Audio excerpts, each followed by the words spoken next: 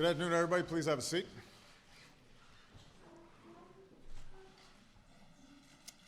Before I begin, I want to say that our thoughts and our prayers are with our friends in Europe, especially the people of Germany and Spain following a terrible airplane crash in France. It's particularly heartbreaking because it apparently includes the loss of so many children, some of them infants. I called German Chancellor Merkel, and I hope to speak with President Rajoy of Spain later today to express the condolences of the American people and to offer whatever assistance that we can as they investigate what has proven to be an awful tragedy.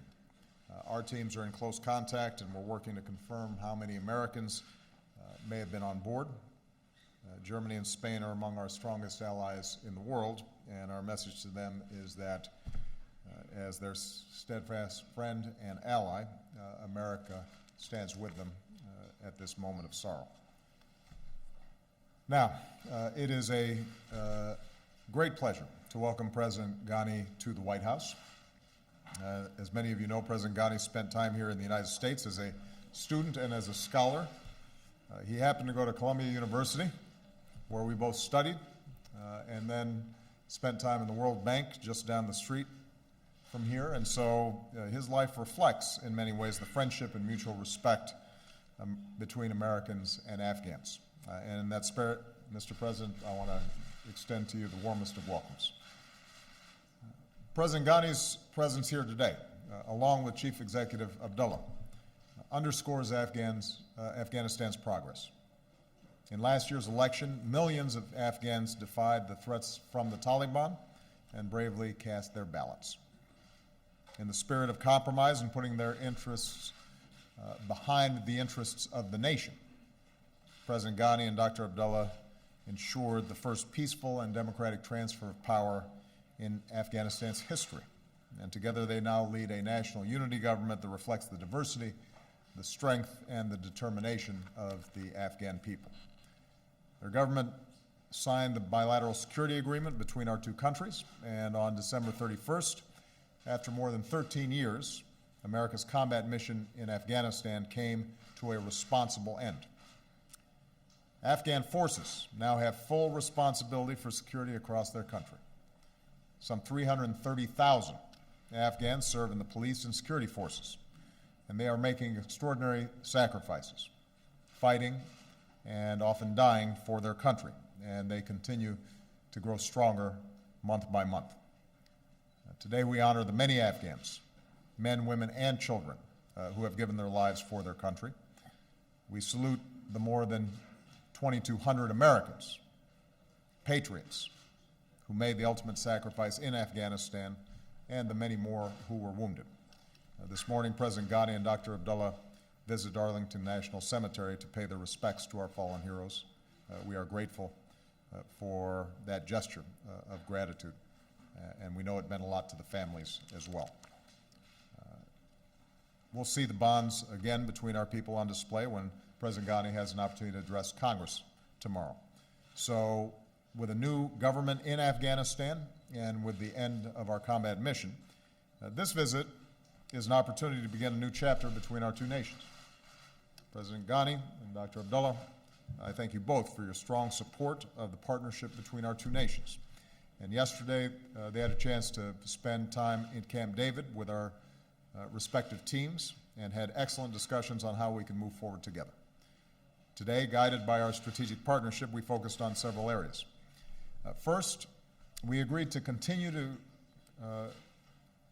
keep in place our close security cooperation.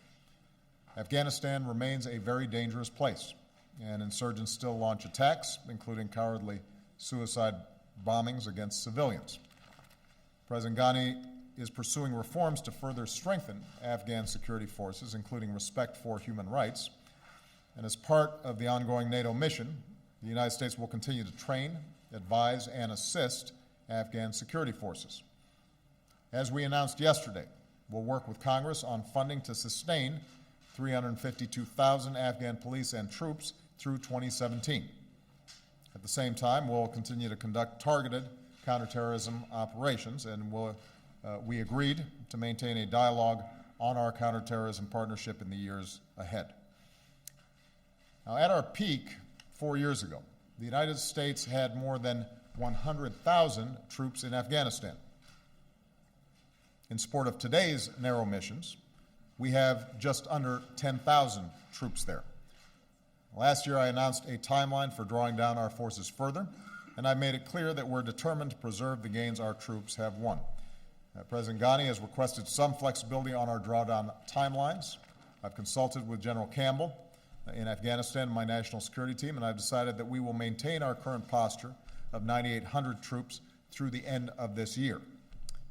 The specific trajectory of the 2016 drawdown will be established later this year to enable our final consolidation to a Kabul-based embassy presence by the end of 2016. And this flexibility reflects our reinvigorated partnership with Afghanistan, which is aimed at making Afghanistan secure and preventing it from being used to launch terrorist attacks. Reconciliation and a political settlement remain the surest way to achieve the full drawdown of U.S. and foreign troops from Afghanistan in a way that safeguards international interests and peace in Afghanistan, as well as U.S. national security interests. Second, and since the best way to ensure Afghanistan's progress is a political settlement, we're going to continue to support an Afghan-led reconciliation process. President Ghani, you've shown bold leadership in reaching out to Pakistan, which is critical to the pursuit of peace. Afghanistan and the United States agree on what the Taliban must do, which is break with al-Qaeda, renounce violence, and abide by Afghan laws, including the protections for women and minorities. Third, we'll continue to support the National Unity Government in its efforts to truly serve the Afghan people. We discussed the urgent need, with Parliament's support, to seat a full cabinet. President Ghani, in your inaugural address, you spoke forcefully about the need to combat corruption, uphold rule of law, and strengthen democratic institutions, and the United States very much commends you for those efforts.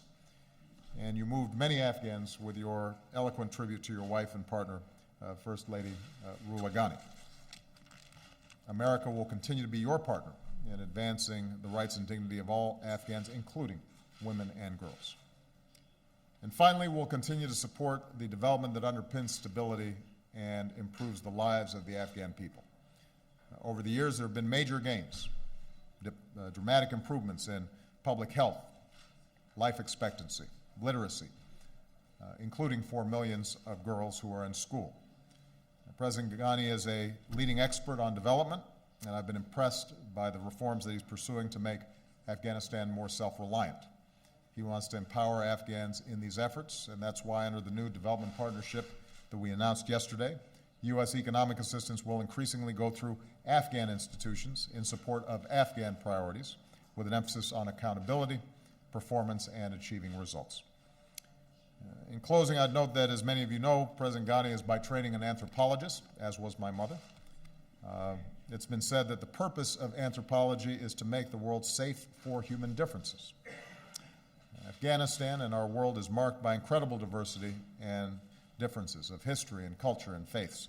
But I believe that the progress that we've made in this visit will help to advance the goal for which so many of your citizens, Mr. President, have sacrificed over the years, the goal of making our two countries and the world safer.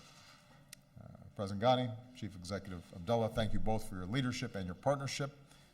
America's combat mission in Afghanistan may be over, but our commitment to the Afghanistan people, that will endure. President Ghani. Bismillahirrahmanirrahim. President Obama, first of all, I'd like to express the deep sympathies of the government and the people of Afghanistan to German and Spanish families and governments. Both of these countries took part in the ISAF coalition. They have had major commitments and they've sacrificed in Afghanistan. I'd like to take this opportunity to pay tribute to those common sacrifices and simultaneously take the opportunity to pay tribute to the 2,215 American servicemen and women who paid the ultimate sacrifice, more than 22,000 American soldiers who've been wounded in action, civilians, numerous contractors, and others. You stood shoulder to shoulder with us, and I'd like to say thank you. I would also like to thank the American taxpayer for his and her hard-earned dollars that have enabled us. Yesterday in Pentagon, I saw a young girl. Her name is Reese, and her father came out of retirement, out of reserve, to serve again in Afghanistan. She's sending a care package every week to her father, and I want to thank her and the fathers of all other American children who are making sure that their parents are helping us and standing next to us. Reese, I promised, now has 3 million Afghan sisters in school, and those sisters are dreaming of achievements that would have a career path, and hopefully one day we'll see an Afghan woman president. It should not be soon. It's not be too far, because we now have 4 women in the cabinet. That's 20% of our cabinet are women. I hope that some other countries will match us. That we are intent, and thank you for the reference to Afghanistan's First Lady. She was delighted to have an opportunity to speak to Mrs. Obama. She's devoted her life to the most underprivileged of Afghans, and all of us are committed to make sure that 36% of Afghans that live below poverty will live with dignity, and one day, not in the distant future, see prosperity. Dr. Abdullah and I are grateful for the reception that you've accorded us, Mr. President. Your national security team has gone out of its way to engage in an intensive, comprehensive discussion, and both of us would like to thank Secretary Kerry for the loss of hours of sleep we caused you, and for your very able diplomacy and catalyzing the unity that today is on display. The government of national unity is going to be an enduring phenomenon, and both of us stand for the unity against the divisions that our opponents and enemies had hoped for. This unity is a reflection of the desire of the Afghan public to overcome the last 200 years of our political history, where rarely public figures have chosen the country before themselves. We are committed in this regard to emulate the founding fathers and mothers of the United States, where national interest will stand above personal or factional interest. Afghan, I'm glad that the security transition is completed. You fulfilled your promise to your people, and we fulfilled our promise to our people. Afghans, for millennia, have guarded our homeland and have a reputation for serving. The last years were an exception when we needed help, and we're grateful that help was provided, but we are pleased that the security transition has been met according to the timeline that you set. Today, the combat role of the United States in Afghanistan is over. But the train, advise, and assist mission is a vital part of our collective interest and collective endeavors. Tragedy brought us together, interest now unite us. And we can assure you that the government of national unity is revitalized the partnership and looks at this partnership with the United States as foundational, not just for Afghanistan's stability, but for regional and global stability. Much binds us together, and the flexibility that has been provided for 2015 will be used to accelerate reforms to ensure that the Afghan National Security Forces are much better led, equipped, trained, and are focused on their fundamental mission. I'm pleased to say that the departure of 120,000 international troops is not brought about the security gap or the collapse that was often anticipated. I'd like to pay tribute at this moment to the continuous sacrifice of the Afghan security forces, civilians, and a patriotic nation. Our patriotism is part of simultaneously our internationalism. We are unique in that we have embraced democratic ways. We are very proud of our Islamic civilization, but it's an Islam that is truly in dialogue with the world. And we have the capacity to speak truth to terror. They do not speak for Islam, we do. And it's the genuine Islam that is interested in dialogue with civilizations, in cooperation, and endeavor forward. On regional cooperation, we've taken bold and novel steps. We do hope that these steps would be reciprocated because the threats that exist, the changing ecology of terror, are making it imperative that all governments cooperate with each other. Today, the state system, as we've known it, is under attack. These are not classic national liberation movements. These are destructive, nihilistic movements, and it's essential that we confront them with vigor and determination.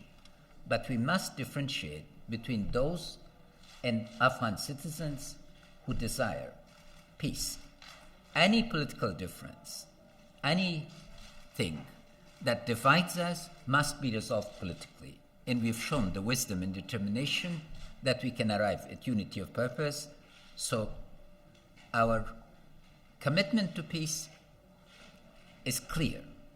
What we require is reciprocity so that Afghan patriots will choose the country over themselves and unite in resolving whatever might be that divides us.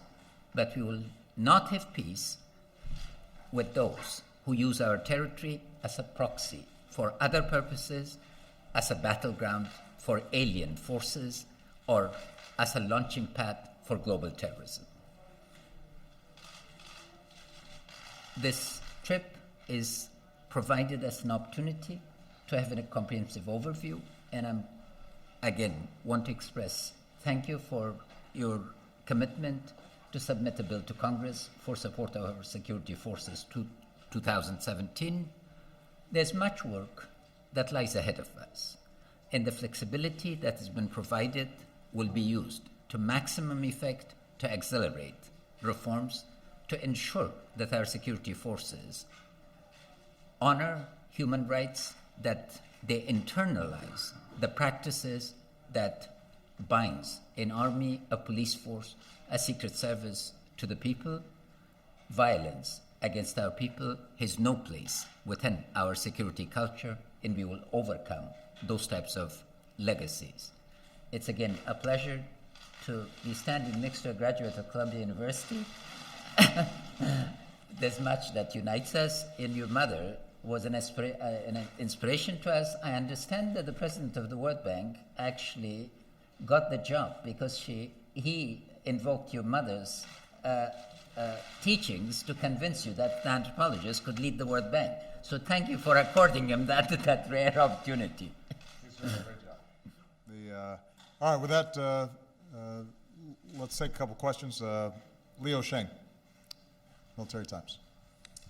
Thank you, Mr. President.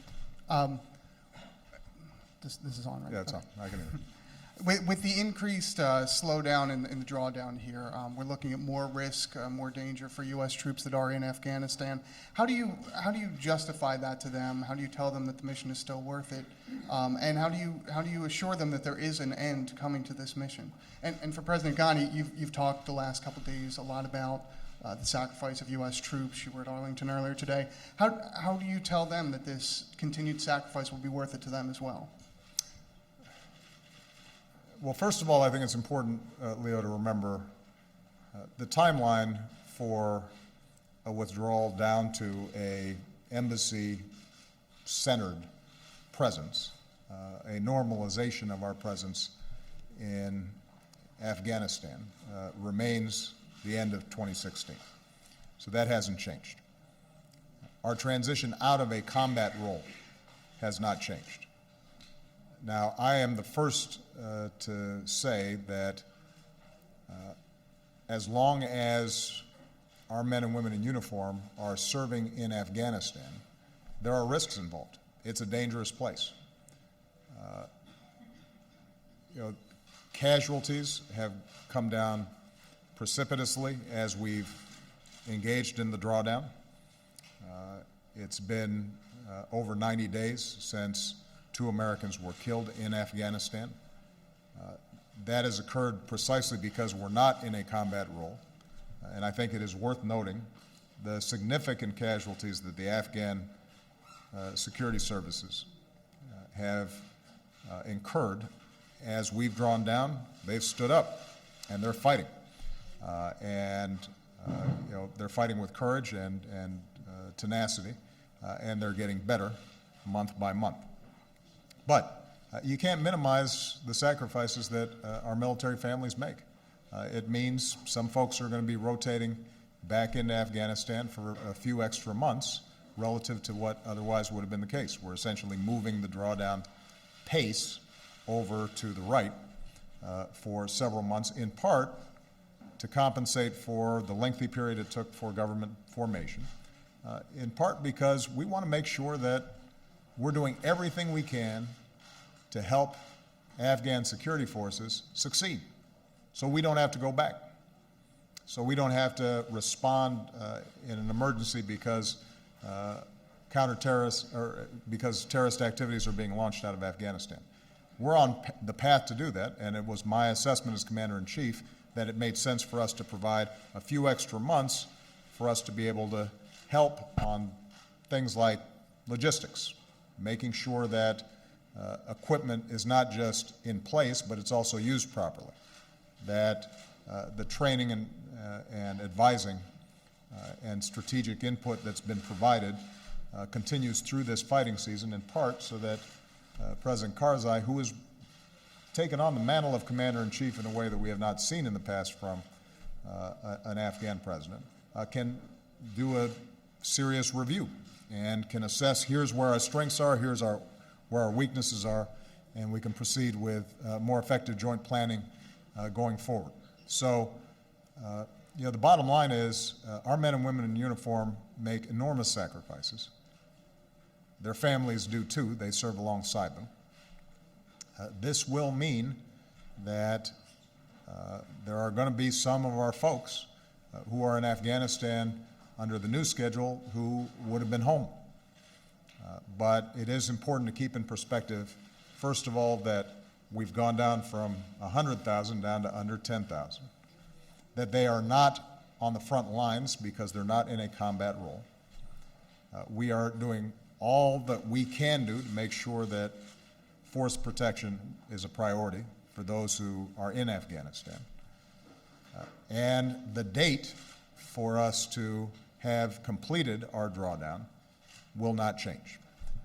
But it is my judgment, it's the judgment of General Campbell and others who are on the ground, that providing this additional time frame during this fighting season for us to be able to help the Afghan security forces succeed is well worth it. In that sense, once again, we are asking our men and women in uniform to fight on behalf of our freedom and on behalf of a more orderly world. It does perhaps raise one thought, which is right now there's a debate going up on Capitol Hill about budgets. This would be a good time for my friends up on Capitol Hill, including on the other side of the aisle, to take a look at their budgets. If we're holding both our defense and non-defense budgets to 2006 levels, it's a lot harder for us to do the job that we need to do, not only on the national security side, but also here at home, making sure that when our men and women come home, and when they potentially go into civilian life, that they've got a strong economy, that their kids have good schools, that they can send their kids to college, that they get the veterans benefits that they have so richly earned and deserve. You know, that would be a good way for us to express the thanks for the sacrifices they consistently make.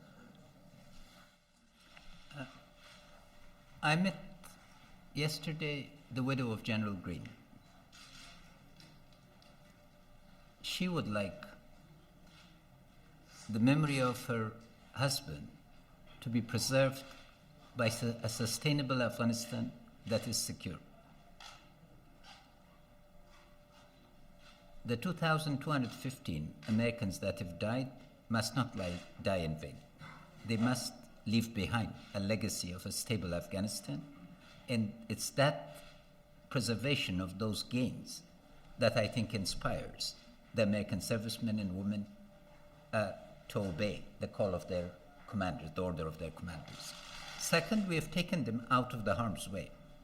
As the President mentioned, for the past 100 days, because the combat role is ended, the exposure, the number of casualties is really down. There isn't, my most horrible reading of the day is my first and middle of the day and end of the day security reports, where I see the casualties of the Afghan figures. But thank God, they're no longer American or European casualties. General Campbell is making sure that they remain in support role, the train, advise, assist role, his risks, but they're nowhere comparable to combat role. An end of that combat role is very significant to this. And again, the institutional gains that would be achieved through the train, advise, and assist role is what will guarantee that the investments of the last 14 years pay off in terms of gains that would ensure. Last point, Afghanistan is the front line. Because of American engagement in Afghanistan, there have not been attacks on mainland United States. But let's not forget that fortresses cannot be built around countries or continents. We are living in an interconnected world, and our security is joined together.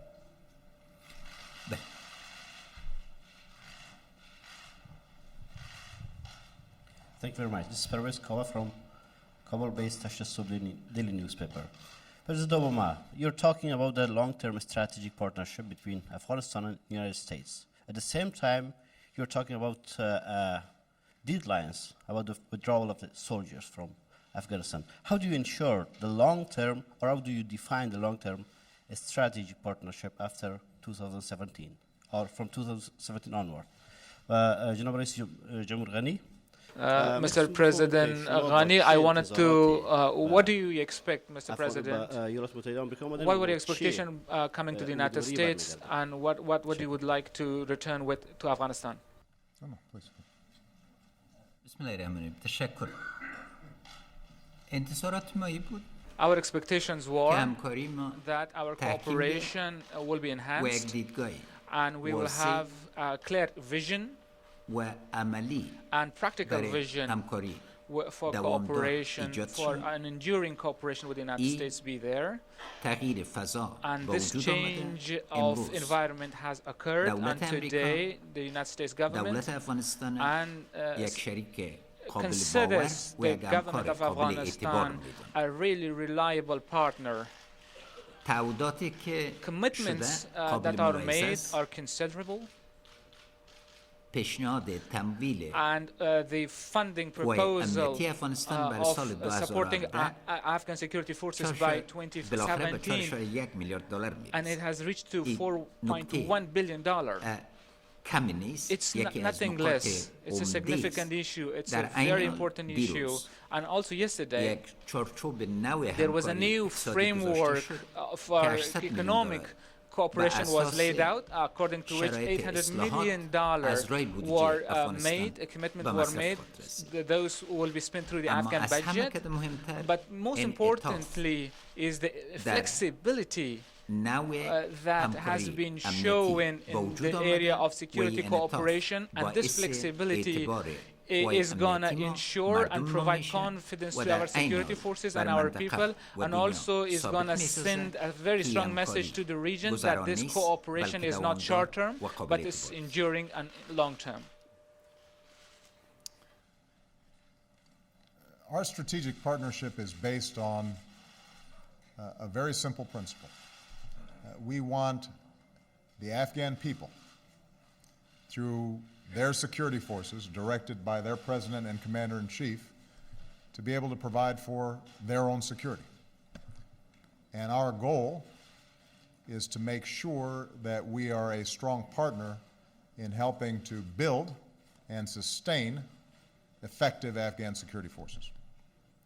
So, from the start, when I first came into office, we put additional U.S. troops, coalition troops, and resources into Afghanistan to shift momentum at a time when the Taliban and the enemies of peace and stability inside of Afghanistan, I think, were moving and had momentum. We broke that momentum. Elections took place, and the Afghan National Security Forces began to build up and get trained and become more and more effective. And because of a successful election and a national unity government and the leadership of President Ghani and Dr. Abdullah, we are now in a position where the Afghan security forces are not only more effective, but they're also better directed by the civilian government. We've been able to draw down and remove ourselves from a combat role, as President Ghani indicated, without collapse, as was predicted. And Afghan soldiers have fought, and they fought well. And obviously there's still improvements to be made, but they're making significant progress. So the strategic partnership involves us continuing to help support Afghan security forces. That means financially. The international community is going to have to continue to provide assistance to the Afghan government, which is carrying a significant security load not only for itself but for the region and in some ways the world. And we've made a commitment to do that.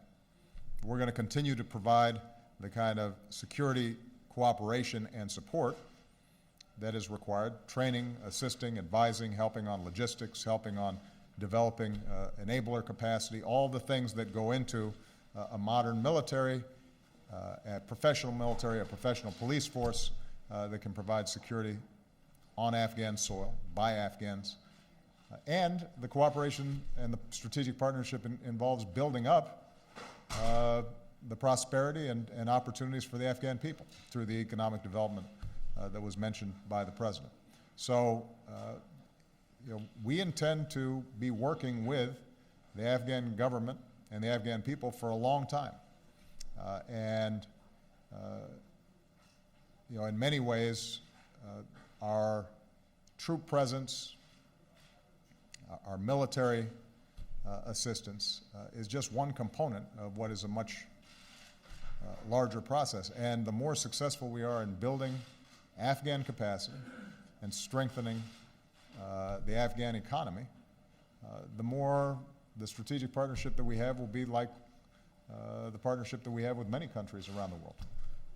And it will be based on mutual interest and scientific and educational exchanges and business opportunities and commerce and trade. And that, I think, is the goal that we're all looking for. Josh Letterman. Thank you, Mr. President. You've made very clear that you're not buying Prime Minister Netanyahu's attempts to walk back the comments that he made before the election opposing Palestinian statehood, and that you're reassessing your approach. What could Prime Minister Netanyahu do, if anything, in the short term to persuade you that he's serious about Israeli-Palestinian peace and that he's an honest broker that you could work with? Or is it too late to repair that relationship during your presidency? And is there any truth to allegations that Israel was spying on the Iran talks? And President Ghani, if I may, You've been working very hard to pursue reconciliation talks with the Taliban, but there's some indications that that's not going so well and that they may not be willing to sit down with you. What makes you hopeful that you can get those talks off the ground? And do you want the U.S. to be involved in those talks? Let me first of all address your second question about spying allegations. As a general rule, I don't comment on intelligence matters in a big room full of reporters. And I think I'll continue that tradition. But with respect to the possibility of an agreement that ensures that Iran doesn't get a nuclear weapon, we have not just briefed Congress about the progress or lack thereof that's being made, but we also briefed the Israelis and our other partners in the region and around the world. And if, in fact, an agreement is arrived at that we feel confident will prevent Iran from obtaining a nuclear weapon, it's going to be there for everybody to see. And people are going to be able to lift up the hood and see what's in there. So, you know, I have confidence that if there's an agreement, it's going to be a good agreement that's good for American security and Israeli security and the region's security. And if it isn't, then there probably won't be an agreement. So there will be, I think, significant transparency in the whole process. With respect to Israel's relations with the Palestinians, I think it's important to understand that the issue here is not what I believe, but it's what the Palestinians and the parties in the negotiations and the Israeli people believe is possible. That's the most important issue. You know, I've said before, and I'll simply repeat. You know, Prime Minister Netanyahu, in the election run-up, stated that a Palestinian state would not occur while he was Prime Minister. And I took him at his word, that that's what he meant. And I think that a lot of voters inside of Israel understood him to be saying that fairly unequivocally. Afterwards, he pointed out that he didn't say never, but that there would be a series of conditions in which a Palestinian state could potentially be created. But of course, the conditions were such that they would be impossible to meet anytime soon. So even if you accepted, I think, the corrective of Prime Minister Netanyahu's in subsequent days, there still does not appear to be a prospect of a meaningful framework established that would lead to a Palestinian state, even if there were a whole range of conditions and security requirements that might be phased in over a long period of time, which was always the presumption. I don't think anybody ever envisioned in any peace agreement, certainly not one that Prime Minister Netanyahu would agree to, or that the Israeli people would agree to, that overnight you suddenly have a Palestinian state right next to Jerusalem, and that Israel would not have a whole range of security conditions that had to be met, and that it would be phased in over a long period of time. So the issue has never been, do you create a Palestinian state overnight? The question is, do you create a process and a framework that gives the Palestinians hope, the possibility that down the road they have a secure state of their own, standing side by side with a secure, fully recognized Jewish state of Israel. And I think it's not just my estimation. I think it is hard to envision how that happens based on the Prime Minister's statements. And so when I said that we have to now do an evaluation of where we are, it's not in reference to our commitment to Israel's military edge in the region, Israel's security, our intelligence cooperation, our military cooperation. That continues unabated. And I will continue to do whatever I need to do to make sure that our friends in Israel are safe. That's what I've done since I've been president. And that's not going to stop. And so the Israeli people need to know that. But I am required to evaluate honestly how we manage Israeli-Palestinian relations over the next several years. Because up until this point, the premise has been, both under Republican and Democratic administrations, that as difficult as it was, as challenging as it was, the possibility of two states living side by side in peace and security could marginalize more extreme elements, bring together folks at the center and with some common sense, and we could resolve what has been a vexing issue and one that is ultimately a threat to Israel as well. And that possibility seems very dim. That may trigger then reactions by the Palestinians that in turn elicit counter reactions by the Israelis. And that could end up leading to a downward spiral of relations that will be dangerous for everybody and bad for everybody. So bottom line, just to summarize here, number one, our military and intelligence cooperation with Israel will continue, unabated, unaffected, and we are absolutely committed to making sure that the Israeli people are safe, particularly from rocket attacks and terrorist attacks aimed on civilians. Number two, that the evaluation that's taking place is specific to what happens between Israelis and Palestinians going forward. We'll continue to engage the Israeli government as well as the Palestinians and ask them where are they interested in going and how do they see this issue being resolved. But what we can't do is pretend that there's a possibility of something that's not there. And we can't continue to premise our public diplomacy based on something that everybody knows is not going to happen, at least in the next several years. That is something that we have to, for the sake of our own credibility, I think we have to be able to be honest about that. And I guess one last point about this, because obviously I've heard a lot of the commentary. There's a tendency, I think, in the reporting here to frame this somehow as a personal issue between myself and Prime Minister Netanyahu. And I understand why that's done, because when you frame it in those terms, the notion is, well, if we all just get along and everybody cools down, then somehow the problem goes away. I have a very businesslike relationship with the Prime Minister. I've met with him more than any other world leader. I talk to him all the time.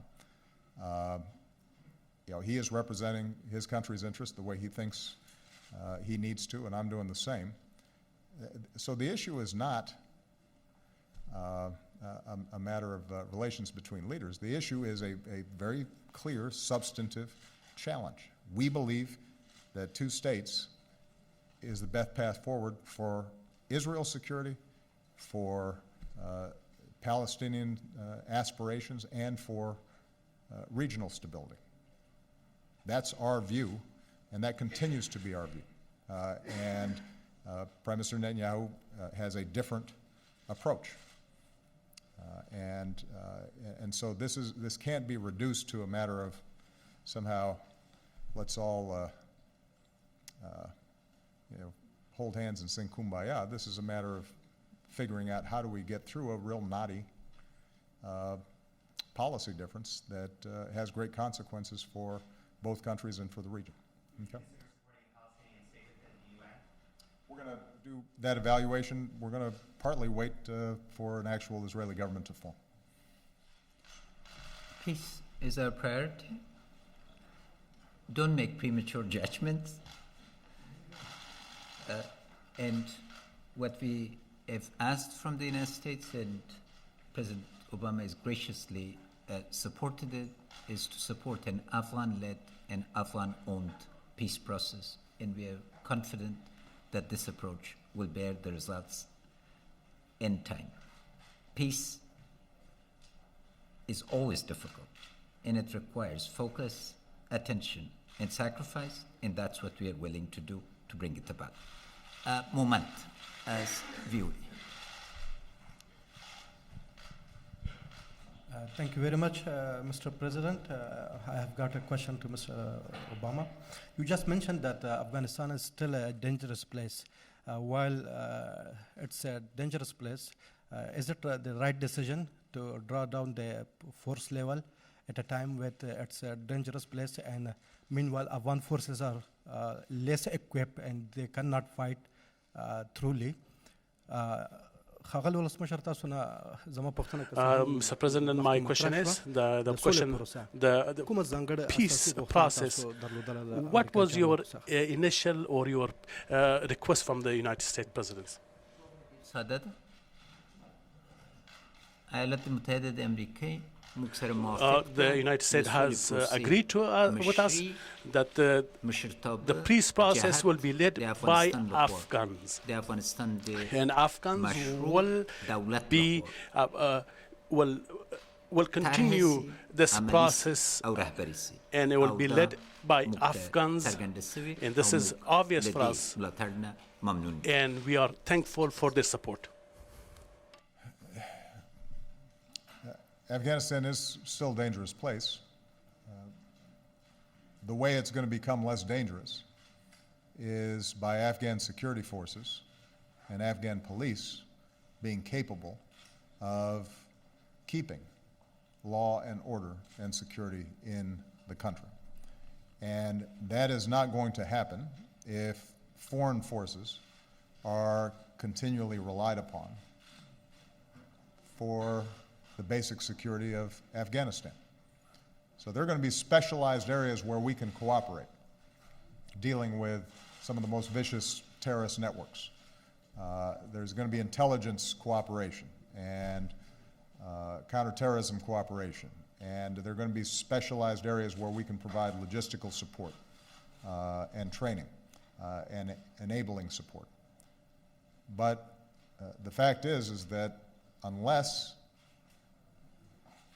Afghan soldiers and Afghan police are able to maintain security, at some point, someday, the United States and other coalition forces would leave. And the good news is, what we've seen as we've removed ourselves from combat roles is that the Afghan security forces have stepped up. And although they're certainly not as well equipped as coalition forces, they're better equipped than the Taliban. They're better equipped than the Haqqani network. And so with the kind of leadership that President Ghani is showing as a commander-in-chief, with the leadership that's being shown by a growing cadre of military officers up and down the military chain, Afghan forces are proving themselves and discovering that, in fact, when they fight, they can be successful. And we want to stand with them in that process because we are very much invested in your success. So, Mr. President, thank you for an outstanding visit.